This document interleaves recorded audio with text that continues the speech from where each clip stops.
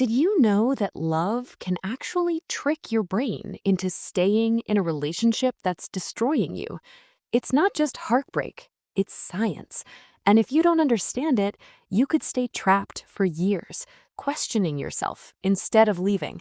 In this video, I'll explain the psychology of toxic relationships, why leaving is so hard, and how you can finally move on. Before I start, please like, share, and subscribe. Now, part 1, the hidden signs of toxic relationships. Let's start with the truth. Toxic relationships aren't always about shouting matches or obvious fights. Often they're quiet, subtle, and they slowly chip away at who you are. Here's what psychologists say to look for: constant criticism or belittling. Your partner makes jokes at your expense or says, "You're too sensitive." Manipulation or guilt tripping. They make you feel responsible for their feelings or punish you with silence. Control disguised as love. Choosing who you can see, what you can wear, or how you spend your time. Lack of empathy. Your feelings are dismissed or ignored repeatedly. These patterns are not just normal fights, they are warning signs, and the longer they continue, the more your self-esteem and mental health can be affected.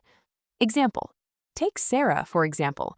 At first, her boyfriend seemed amazing, charming, caring, attentive, but soon he began to criticize her subtly. "You're too dramatic," he'd say when she expressed frustration. "You don't need to overthink this," he'd whisper when she tried to discuss her feelings. Sarah started doubting herself. Was she really overreacting? Was she too sensitive? That's called gaslighting, a psychological tactic used to manipulate someone into questioning their own reality, and it's more common than you think. Part 2, why it's so hard to leave. If you've ever tried to leave a toxic relationship but found yourself coming back, don't blame yourself. There's a reason it's so difficult. Science explains it. Toxic relationships create something called intermittent reinforcement. It's like a slot machine. Some days your partner is loving, kind, apologetic. Other days, cold, distant, or even cruel. Your brain becomes addicted to those rare moments of affection, constantly hoping for the next good day. Then there's trauma bonding. This happens when repeated cycles of hurt and reconciliation create deep emotional attachment. You forgive them over and over because your brain craves the moments of love, even if they're brief. This is why leaving feels impossible, not because you're weak, but because your brain has been rewired to crave someone who hurts you. Example: consider James. Every time he tried to leave his toxic partner, she would apologize, promise change, or do something sweet, and every time he stayed. The hope that things could be different made it almost impossible for him to let go, even though every day caused him pain. Part 3, taking the first step, awareness. The first step to healing is awareness. You can't change what you don't recognize. Start by asking yourself these questions. Do I feel drained or anxious after interacting with them? Do I fear their reaction if I speak my mind? Do I constantly question my own feelings or reality? If your answer is yes, it's time to acknowledge the truth. This relationship is toxic and you deserve better. Practical example: Maya, for instance, started keeping a journal. Every time she felt hurt, she wrote it down. Seeing her experiences on paper made it impossible to deny what was happening. Patterns that seemed confusing in her mind suddenly became clear. Part 4, breaking free, steps to leave.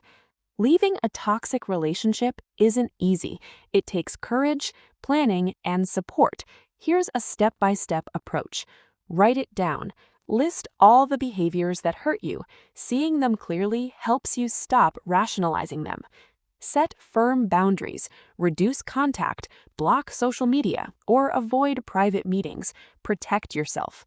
Lean on support. Friends, family, or therapists can give you perspective and remind you that you're not alone. Prepare for resistance.